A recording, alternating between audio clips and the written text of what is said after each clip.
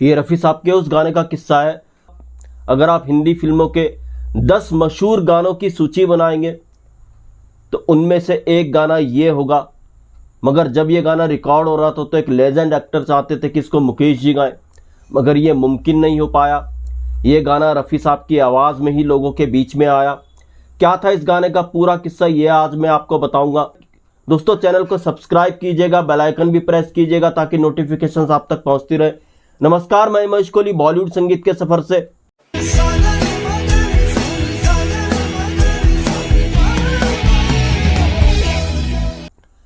मुकेश जी की आवाज, जिसको सबसे ज्यादा पिक्चराइज किया गया था राज कपूर साहब पर। तेरी अदा वाह वाह क्या बात है। राज कपूर साहब के बाद मनोज कुमार साहब पे सबसे ज्यादा मुकेश जी की आवाज पिक्चराइज हुई। प्यार हो जाए तो फिर प्यार। तो आज का ये किस्सा मनोज कुमार साहब से जुड़ा हुआ है। मनोज कुमार साहब 60 के दशक की एक फिल्म में काम कर रहे थे और मुकेश जी के भी इस फिल्म में गाने थे। इस फिल्म के म्यूजिक डायरेक्टर थे लक्ष्मीकांत प्यारेलाल जी, और एक गाना लक्ष्मीकांत प्यारेलाल ने रफ़ी साहब के लिए बनाया था, जिस गाने का ये किस्सा है। तो लक्ष्मीकांत प्यारेलाल ने जब रफ़ी साहब के लिए इस फिल्म का गाना बनाया, काफ़ी अच्छा ये गाना था। इसका स्केल, इसकी फॉर्मेट, सब कुछ रफ़ी साहब के हिसाब से तैयार की गई थी।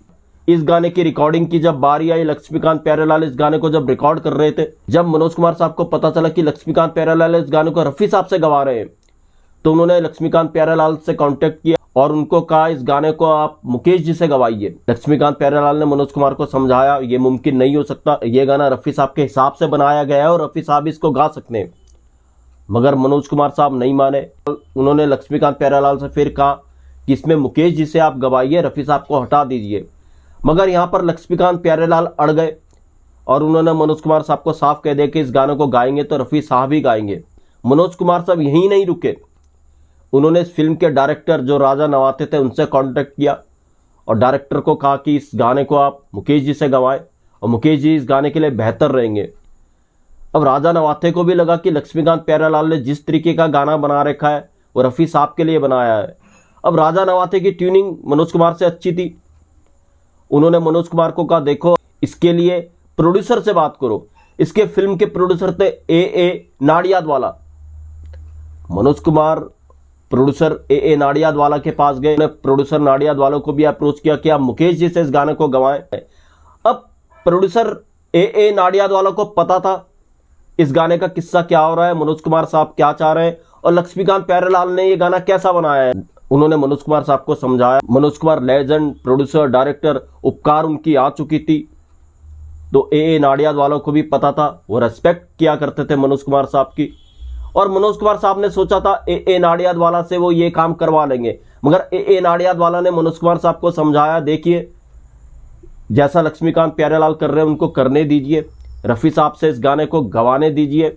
और यकीन मानिए रफ़ी साहब की आवाज़ में जब ये गाना आप पर पिक्चराइज होगा तो आपको मायूस नहीं करेगा। इस तरह से ए नाडियादवाला ने मनोज कुमार को समझाया और मनोज कुमार साहब को मनाया। हालांकि कहा जाता है रफ़ी साहब को हटाने के पीछे मनोज कुमार का कोई गलत मकसद नहीं था। मुकेश जी को वो अपने लिए लक्की आवाज़ मानते थे और यही कारण था मनोज कुमार ने बार बार प्रेशर बनाया इस गाने के लिए कि इस गाने को मुकेश जी ही गाए। मगर ये हो नहीं सका। लक्ष्मीकांत प्यारेलाल ने इस गाने को रफ़ी साहब के आवाज़ में रिकॉर्ड किया और वाकई गाना जब रिकॉर्ड होने के बाद मनोज कुमार साहब पे पिक्चराइज हुआ तो इसका रंग ही अलग था और मनोज कुमार को भी ये रंग पसंद आया।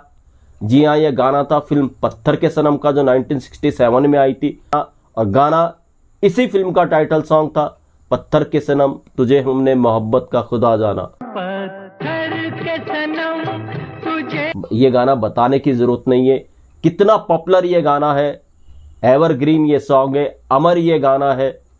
तो ये था इस गाने का किस्सा। ऐसे किस्से मैं आपके लिए लेकर के आता रहूंगा। महेश कोहली को दीजिएगा इजाजत। Goodbye, good luck, take care.